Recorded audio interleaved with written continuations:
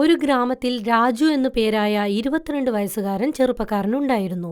രാജു ഇപ്പോൾ ഉണർന്നെണീറ്റതേ ഉണ്ടായിരുന്നുള്ളൂ. അപ്പോഴാണ് അവന്റെ അച്ഛൻ മോഹൻ അവിടേക്ക് വന്നിട്ട് അവനോട് ദേഷ്യപ്പെടാൻ തുടങ്ങിയത്. എന്താണ് കാര്യം അച്ഛാ? രാവിലെ തന്നെ വന്നിട്ട് നിങ്ങൾ ഇങ്ങനെ ദേഷ്യത്തോടെ നോക്കുകയാണല്ലോ. രാജു, നിന്നെ കൊണ്ട് ഞാൻ വല്ലാതെ ക്ഷീണമായിട്ടുണ്ട്. ഇപ്പൊ ഞാൻ അങ്ങനെ എന്താണ് ചെയ്തത്? എത്ര പ്രാവശ്യം ഞാൻ നിന്നോട് പറഞ്ഞിട്ടുണ്ട് നീ എൻ്റെ ജോലിയിൽ എന്നെ ഒന്ന് സഹായിക്കണമെന്ന്. പക്ഷെ നീ ഊര് ചുറ്റുന്നതല്ലാതെ വേറെ ഒരു ജോലി നീ ചെയ്യുന്നേ ഇല്ലല്ലോ. നിങ്ങൾ എന്താ അച്ഛാ ഇങ്ങനെയൊക്കെ സംസാരിക്കുന്നത്? നിങ്ങൾക്ക് നന്നായിട്ട് അറിയാം എൻ്റെ ഡ്രീമൊക്കെ വളരെ വലുതാണ്. ആ, എനിക്ക് നന്നായിട്ട് അറിയാം. നീയും നിന്റെ ആ നിറവേറ്റാത്ത സ്വപ്നവും അത് എപ്പോഴും നടക്കാൻ പോകുന്നില്ല. നിങ്ങൾക്ക് എന്തൊക്കെ പറയണോ അത് ഇപ്പം തന്നെ പറഞ്ഞേക്കച്ചാ. പക്ഷേ നോക്കിക്കോളൂ, എനിക്ക് ദുബായിൽ ജോലി കിട്ടിയതിന് ശേഷം നിങ്ങൾ തന്നെ എന്നെ വിചാരിച്ച് അഭിമാനിക്കും. സത്യം പറഞ്ഞാൽ നിന്നെപ്പോലെയുള്ള മണ്ടൻ ഞാൻ കണ്ടിട്ടേ ഇല്ല. ചേട്ടാ, നമ്മൾ നാട്ടിൽ ജോലി ചെയ്ത് കാശുണ്ടാക്കിയാൽ എന്താ കുഴപ്പം? നീ എന്തിനാ വിദേശത്തിൽ പോകണമെന്ന് ആലോചിക്കുന്നത്? നിങ്ങൾ എന്ത് വേണമെങ്കിലും പറഞ്ഞോളച്ചാ, എന്നെ കൊണ്ട് നിങ്ങളുടെ പാനിപ്പൂരി കടയിലൊന്നും ഇരിക്കാനൊന്നും പറ്റില്ല. ഇത്രയും പറഞ്ഞുകൊണ്ട് രാജു അവന്റെ വീട് വിട്ട് പുറത്തേക്ക് ഇറങ്ങി. അപ്പോഴാണ് പ്രീതി അവനെ തന്റെ അടുത്തേക്ക് വിളിച്ചത്. പ്രീതി രാജുവിന്റെ കാമുകിയായിരുന്നു. രാജു, രാജു, നീ എവിടേക്കാ പോകുന്നത്? ഞാൻ നിന്നെ കാണാൻ വേണ്ടി വന്നതാ. പ്രീതി, ഞാൻ നിന്നോട് സംസാരിക്കാനുള്ള ഒരു മൂഡിലും ഇപ്പൊ ഇല്ല. അല്ല, രാവിലെ തന്നെ നിനക്കെന്താ പറ്റിയത്? എന്തു പറ്റിയെന്നോ? എന്റെ അച്ഛൻ എപ്പം നോക്കിയാൽ എന്നെ ചീത്ത പറഞ്ഞോണ്ടിരിക്കുകയാണ്. പക്ഷേ അച്ഛൻ ഇത്ര തെറ്റായിട്ട് നിന്നോട് എന്താ പറഞ്ഞത്? നിന്നോട് അദ്ദേഹത്തിന്റെ ജോലിയിൽ കുറച്ച് സഹായിക്കാൻ പറഞ്ഞു, അത്രയല്ലേ ഉള്ളൂ. ചേടാ, എന്നെ കൊണ്ടൊന്നും പാനിപ്പൂരി ഒന്നും വിൽക്കാൻ പറ്റില്ല. നീ ഇപ്പൊ രാവിലെ തന്നെ വന്നിട്ട് എന്റെ അടുത്ത് അരിവരി ഒന്നും പറയണ്ട. ശരി ശരി, അതെല്ലാം വിടൂ. ഞാൻ നല്ലൊരു വാർത്തയും കൊണ്ടാ വന്നത്. എന്ത് സന്തോഷമുള്ള കാര്യം? നിനക്ക് തന്നെ അറിയാലോ, എന്റെ അച്ഛന്റെ കോണ്ടാക്ട്സ് അവിടെ ദുബായ് വരെ ഉണ്ടെന്ന്. നാളെ എന്റെ അച്ഛന്റെ ഒരു ഫ്രണ്ട്, അദ്ദേഹം ദുബായിലെ ഷെയ്ഖാണ്. അദ്ദേഹത്തിന്റെ അടുത്ത് വളരെയധികം പണമുണ്ട്. അദ്ദേഹം നാളെ ഇങ്ങോട്ടേക്ക് വരുന്നു. പ്രീതി പറഞ്ഞത് കേട്ടതും രാജുവിന്റെ കോപം പറന്നു പറന്നു പോയി. അവന്റെ മുഖവും പ്രകാശമയമായി. സത്യമാണ് പ്രീതി? അതെ അതെ, ഞാൻ പറഞ്ഞത് ശരിയാണ്. ഞാൻ നാളെ എന്തായാലും അദ്ദേഹത്തിനെ ഇൻട്രൊഡ്യൂസ് ചെയ്യാം. പിറ്റേ ദിവസം ഏകദേശം ഉച്ച സമയത്ത് പ്രീതി ഒരുപാട് സന്തോഷത്തോടെ രാജുവിനെ കാണാൻ വേണ്ടി അവന്റെ വീട്ടിലേക്ക് പോയി. ആ പ്രീതി, എന്താണ് സംഭവിച്ചത്? നിന്റെ മുഖത്തിൽ ഇത്രയും സന്തോഷം കാണുന്നുണ്ടല്ലോ. എടാ വിധി, നിന്നെ കൊണ്ടാ എനിക്ക് സന്തോഷം. എന്റെ അച്ഛന്റെ ഫ്രണ്ട് ഷെയ്ഖ് ഞങ്ങളുടെ വീട്ടിലാ ഉള്ളത്. നീ വേഗം തന്നെ എന്റെ കൂടെ വാ. പക്ഷേ പ്രീതി, അവരെ മുമ്പിൽ നിന്ന് വെറുതെ കൈവീശി വന്നാൽ എങ്ങനെ ഉണ്ടാവും? അവരെ വെൽക്കം ചെയ്യാൻ എന്തെങ്കിലും നമ്മൾ ചെയ്യണ്ടേ? അപ്പോഴല്ലേ അത് കണ്ടിട്ട് അദ്ദേഹം സന്തോഷപ്പെടുക.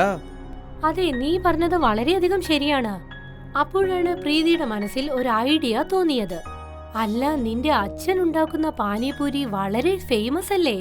അച്ഛൻ ഉണ്ടാക്കുന്ന പാനിപൂരി എടുത്ത് നിനക്ക് അവരെ വന്നൊന്ന് കണ്ടൂടെ? മാത്രമല്ല, ഈ ഷെയ്ഖുകൾക്കെല്ലാം ഭക്ഷണ കാര്യത്തിൽ വളരെയധികം തൽപരരാണ്. നിനക്ക് വേറെ സാധനമൊന്നും കിട്ടിയിട്ടില്ലേ? എനിക്ക് തോന്നുന്നത് വളരെ പെട്ടെന്ന് തന്നെ ലഭിക്കുന്ന ഒരേ ഒരു കാര്യം ഇത് മാത്രമാണ്. ശരി, വാ.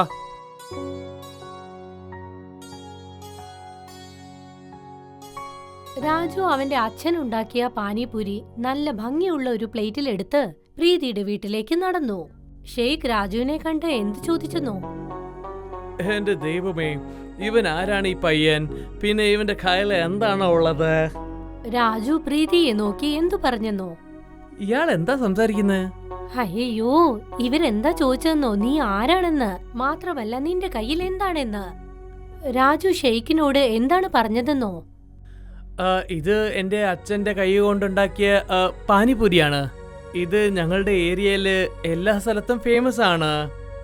ഓ എന്റെ ദൈവമേ, ഈ ഫേമസ് വെച്ചാൽ എന്താണ്? പ്രസിദ്ധി എന്നാൽ എന്തെന്നോ? ഇവരുടെ അച്ഛൻ ചെയ്യുന്ന പാനിപൂരി ഇന്ത്യ മുഴുവൻ ഫേമസ് ആണെന്ന്. രാജു അതാണ് പറഞ്ഞത്. നിങ്ങൾ ഈ പാനിപൂരി കഴിക്കൂ, നിങ്ങൾക്ക് ഒരുപാട് ഇഷ്ടപ്പെടും, നോക്കൂ. പ്രീതി പറഞ്ഞതും ഷെയ്ഖ് ആ പാനിപൂരി ഓരോന്നായി കഴിക്കാൻ തുടങ്ങി. ഷെയ്ഖിന് ആ പാനിപൂരി ഒരുപാട് ഇഷ്ടപ്പെട്ടു. എന്റെ ദൈവമേ, ഇത് വളരെ നല്ല രുചിയായിട്ടുണ്ടല്ലോ. ഇത് കഴിച്ചാൽ തന്നെ വളരെ സന്തോഷമായിട്ടുണ്ട്. ഇത്രയും പറഞ്ഞുകൊണ്ട് ഷെയ്ഖ് രാജുവിനെ നോക്കി പറഞ്ഞു, നീ എന്ത് ജോലിയാണ് ചെയ്തുകൊണ്ടിരിക്കുന്നത്? ഇതുവരെ ഞാൻ ഒരു ജോലിയും പോയിട്ടില്ല. പക്ഷേ എന്റെ സ്വപ്നം എന്താണെന്ന് വെച്ചാൽ എനിക്ക് ദുബായിലേക്ക് ജോലിക്ക് പോകണം. എന്റെ ദൈവമേ, നീ എന്താ ഇങ്ങനെയൊക്കെ പറയുന്നത്? എനിക്ക് ഒന്നും മനസ്സിലാവുന്നില്ലല്ലോ. അപ്പോൾ പ്രീതി രാജുവിനെ നോക്കി പറഞ്ഞു, രാജു, ഷെയ്ഖിന് മനസ്സിലാവുന്നത് പോലെ നിനക്ക് കാര്യങ്ങൾ പറഞ്ഞാൽ എന്താ? രാജു ഷെയ്ഖിനെ നോക്കി എന്താണ് പറഞ്ഞതെന്നോ? ഇപ്പൊ ഞാൻ എവിടെയും പോകുന്നില്ല. പക്ഷെ എന്റെ സ്വപ്നം എന്താണെന്ന് വെച്ചാൽ ഞാൻ ദുബായിൽ പോയിട്ട് കുറെ പൈസയൊക്കെ ഉണ്ടാക്കിയിട്ട് ഇവിടെ വന്നിട്ട് സെറ്റിൽ ആകണം. ഞാൻ ഇവിടെ കുറച്ച് ദിവസമായിട്ട് ഇവിടെ ഉണ്ടാവും. അതിനുശേഷം ഞാൻ തന്നെ ദുബായിലേക്ക് കൂട്ടിക്കൊണ്ടു പോകാം. പിന്നെ എന്റെ കമ്പനിയിൽ തന്നെ നിനക്ക് ഞാൻ ജോലിയും വാങ്ങിത്തരാം. അപ്പോഴാണ് ഒരു കാറ് പ്രീതിയുടെ വീടിന് മുന്നിലേക്ക് വന്ന് നിർത്തിയത്. ആ കാറിൽ ഉണ്ടായിരുന്നത് വളരെ പണക്കാരനെന്ന് തോന്നുന്ന ആളായിരുന്നു. ഷെയ്ഖ് കാറിൽ കയറി ആ പണക്കാരന്റെ കൂടെ എങ്ങോട്ടേക്കോ പോയി.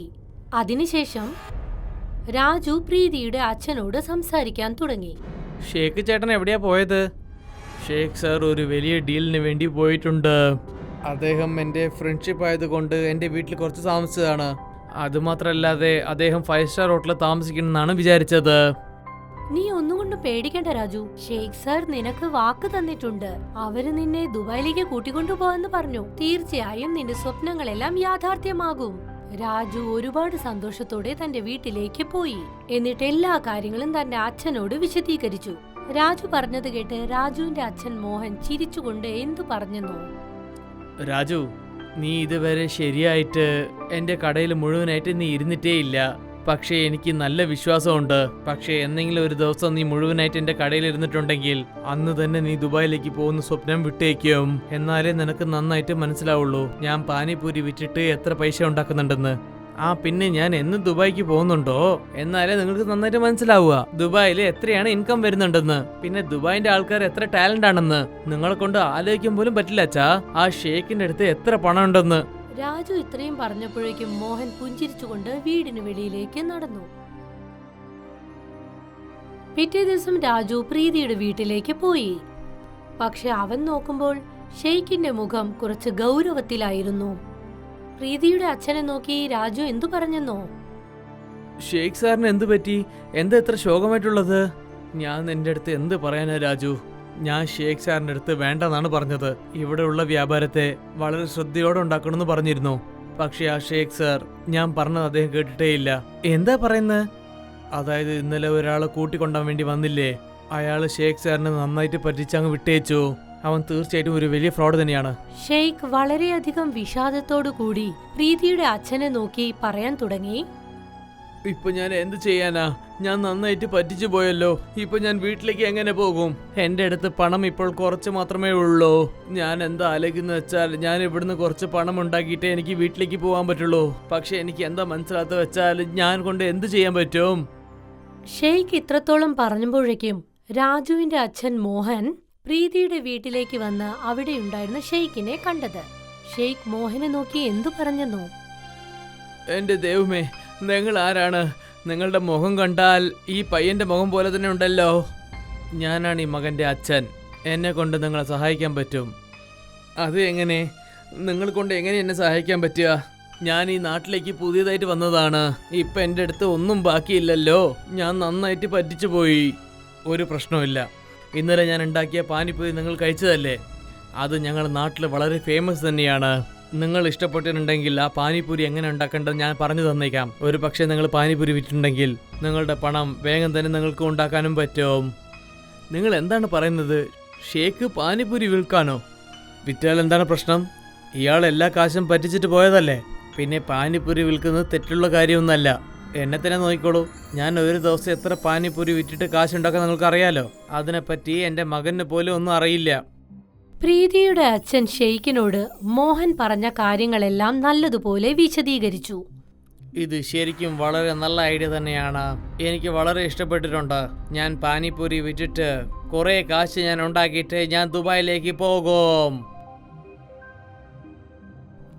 ഷെയ്ഖ് അതിനുശേഷം മോഹന്റെ കൂടെ നിന്ന് അദ്ദേഹം പാനിപൂരി ചെയ്യുന്നത് കണ്ടു പഠിച്ചു.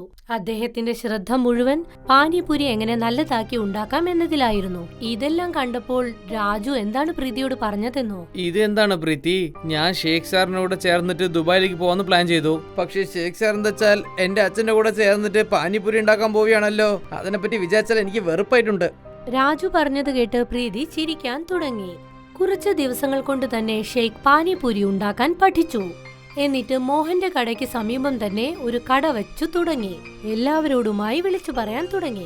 ഒരു പ്രാവശ്യം നിങ്ങൾ ഈ ഷേക്കിന്റെ പാനിപൂരി കഴിച്ചിട്ടുണ്ടെങ്കിൽ നിങ്ങൾക്ക് വളരെ രുചിയായിട്ടുണ്ടാവും. ഏതോ ഒരാൾ അതിന്റെ സമീപത്തൂടി നടക്കുകയായിരുന്നു. അവിടെ പാനിപൂരി വിൽക്കുന്ന ഷെയ്ക്കിനെ കണ്ട് ആ മനുഷ്യൻ വളരെ അത്ഭുതത്തോടു കൂടി എന്തു പറഞ്ഞെന്നോ, ചേടാ, ഇപ്പോൾ ഞാൻ എന്റെ കണ്ണോണ്ട് കാണുന്നത് വല്ലും സ്വപ്നമൊന്നല്ലല്ലോ. ശരിക്കും ഇവര് ഷേക്കാണോ ഇല്ലെങ്കിൽ ഇവര് ഷേക്കുമാര് ഡ്രസ് ഇട്ടിട്ട് പറ്റിക്കുകയാണോ? ഇത് തീർച്ചയായിട്ടും ഇയാളോട് ചോദിച്ചാലേ നമുക്ക് അറിയുള്ളൂ.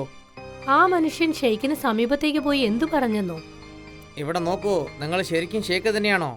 നിങ്ങൾ എന്താ ഇങ്ങനെയൊക്കെ സംസാരിക്കുന്നത്? ഞാൻ ശരിക്കും ഷേക്ക് തന്നെയാണ്. പിന്നെ നിങ്ങൾ പാനിപൂരി എന്തിനാ വിൽക്കുന്നത്? കാരണം ഞാൻ ഇവിടെ എന്നെ എല്ലാവരും പറ്റിച്ചിട്ട് പോയി.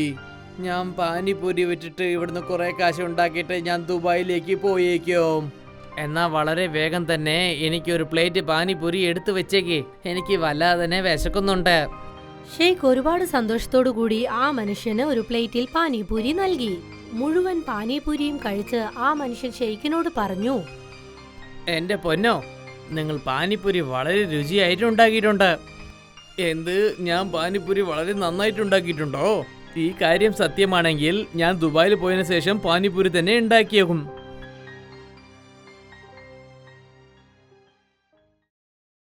വളരെ കുറഞ്ഞ സമയം കൊണ്ട് തന്നെ ഷെയ്ഖിന്റെ കടയിലേക്ക് ആളുകൾ ധാരാളമായി എത്തിത്തുടങ്ങി.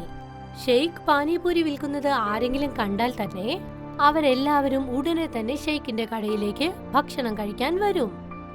അങ്ങനെ ഒരുപാട് ദിവസങ്ങൾ കടന്നുപോയി. ഇപ്പോൾ അദ്ദേഹത്തിന്റെ കയ്യിൽ പണം കുമിഞ്ഞുകൂടി.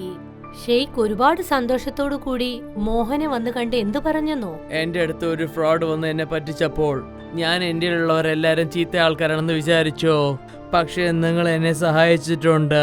നിങ്ങൾ ചെയ്തിരിക്കുന്ന ഈ സഹായം എന്നും ഞാൻ മറക്കാൻ പോകുന്നില്ല. നിങ്ങൾ എന്താ ഇങ്ങനെ സംസാരിക്കുന്നത്? ഞങ്ങൾ എപ്പോഴും വരുന്ന പുറത്തുള്ള ആൾക്കാർ എപ്പോഴും മര്യാദയോടെ അയക്കുള്ളൂ. പക്ഷേ എനിക്കൊരു കാര്യം മനസ്സിലായി, നിങ്ങളെപ്പോലുള്ള ആൾക്കാർ പറ്റിച്ചതും ഞങ്ങളുടെ നാട്ടിലുള്ള ഒരാൾ തന്നെയാണ്. അതെനിക്ക് വല്ലാതെ വിഷമമുണ്ടായിരുന്നു. അതുകൊണ്ടാണ് ഞാൻ നിങ്ങളെ സഹായിച്ചത്. കാരണം നിങ്ങൾ ഞങ്ങളുടെ നാടിനെ പറ്റി ഏതൊരു കാര്യത്തിലും നിങ്ങൾ തെറ്റായിട്ട് വിചാരിക്കാൻ പാടില്ല. ഇപ്പോൾ എൻ്റെ അടുത്ത് കുറേ പണം എനിക്ക് വന്നിട്ടുണ്ട്. ആ പണം വെച്ചിട്ട് എൻ്റെ നാട്ടിലേക്ക് ഞാൻ തിരിച്ചു പോകും. പിന്നെ അവിടെ പോയതിനു ശേഷം ഞാൻ വലിയ ഒരു പാനിപ്പൂരി റെസ്റ്റോറൻറ്റ് തുടങ്ങാൻ പോവുകയാണ്. എൻ്റെ ആഗ്രഹം എന്താണെന്ന് വെച്ചാൽ ആ റെസ്റ്റോറൻറ്റിൻ്റെ പേര് തീർച്ചയായിട്ടും നിങ്ങളുടെ പേരായിരിക്കും. ഇത് നിങ്ങളുടെ വലിയ മനസ്സാണ് ഷേഖ്. അപ്പോഴാണ് അങ്ങോട്ടേക്ക് രാജു എത്തിപ്പെട്ടത്. ഷെയ്ഖ് രാജുവിനെ കണ്ട് പറഞ്ഞു, പിന്നെ നീയും എൻ്റെ കൂടെ വന്ന് ദുബായിലേക്ക് വന്നേക്ക്. പിന്നെ അവിടെ വന്ന് എൻ്റെ റെസ്റ്റോറൻറ്റിൽ ജോലി ചെയ്തോളൂ. രാജു ഷെയ്ഖിനെ തന്നെ നോക്കി പറഞ്ഞു, ഇല്ല ഷേഖ് സർ, എനിക്ക് മനസ്സിലായിട്ടുണ്ട്. എപ്പോഴും നമ്മളുടെ നാട് മാത്രമാണ് നമുക്ക് സ്വന്തം. പിന്നെ ഞാൻ ഇന്നൊരു കാര്യം മനസ്സിലാക്കിയിട്ടുണ്ട്, ഞങ്ങളുടെ ഇന്ത്യ ആർക്കും കുറഞ്ഞതല്ല. ഏത് പാനിപൂരിനെ പറ്റി എൻ്റെ അച്ഛനടുത്ത് എപ്പോഴും കുറവായിട്ട് ഞാൻ പറഞ്ഞിട്ടുണ്ടോ, ഇന്ന് അതേ പാനിപൂരി തന്നെ വിറ്റിട്ടാണ് നിങ്ങൾ പണവും സമ്പാദിച്ച് നിങ്ങളുടെ നാട്ടിലേക്ക് തിരിച്ചു പോകുന്നത്. അങ്ങനത്തെ ഒരു ജോലി ഞാൻ എന്തിനാ വിടേണ്ടത്? നീ ഇങ്ങനെ പറഞ്ഞതിൽ എനിക്ക് വളരെ സന്തോഷമുണ്ട്. പക്ഷേ എപ്പോഴെങ്കിലും നിനക്ക് തോന്നിയാൽ തീർച്ചയായിട്ടും ദുബായിലേക്ക് എൻ്റെ കൂടെ വന്ന് ജോലി ചെയ്തേക്കാം. അവിടെ നിന്ന് എല്ലാവരോടും യാത്ര പറഞ്ഞ് ഷെയ്ഖ് അവിടെ നിന്നും പുറത്തേക്ക് പോയി. മോഹൻ രാജുവിന്റെ മുഖത്തേക്ക് നോക്കി പുഞ്ചിരി തൂവിക്കൊണ്ട് പറഞ്ഞു, നിനക്കല്ലേ ദുബായിലേക്ക് വരാൻ ഷേഖ് ഓഫർ തന്നിട്ടുള്ളത്. അദ്ദേഹം എൻ്റെ പേരിലാണ് ഒരു റെസ്റ്റോറൻറ്റ് ഓപ്പൺ ചെയ്യാൻ പോകുന്നത്, അറിയുമോ നിനക്ക്? നീ എന്തിനാ അയാളുടെ കൂടെ പോവാത്തത്? എനിക്കെന്താ വട്ടാണോ ഞാൻ അയാളുടെ കൂടെ പോയിട്ട് ദുബായിലേക്ക് പോവാൻ? ആർക്കാണ് എൻ്റെ അച്ഛന് സഹായം ചെയ്തിട്ടുണ്ടോ ഞാൻ എന്തിനാ അയാളുടെ അടുത്ത് പോയിട്ട് ജോലി ചെയ്യേണ്ടത്? അച്ഛനോട് ക്ഷമിക്കൂ, എനിക്ക് എല്ലാ കാര്യവും മനസ്സിലായിട്ടുണ്ട്. നമ്മുടെ നാട്ടിലുണ്ടാക്കുന്നതാണ് വളരെ സന്തോഷമുണ്ടെന്ന് എനിക്ക് മനസ്സിലായി. ഏതൊരു ജോലിയും ചെറുത് വലുതില്ലെന്ന് എനിക്ക് മനസ്സിലായി. രാജു പറഞ്ഞത് കേട്ടപ്പോൾ മോഹൻ ആഹ്ലാദഭരിതനായി. ആ ദിവസത്തിന് ശേഷം രാജു തന്റെ അച്ഛനെ സഹായിച്ചുകൊണ്ട് വളരെ സന്തോഷത്തോടു കൂടി നിന്നു.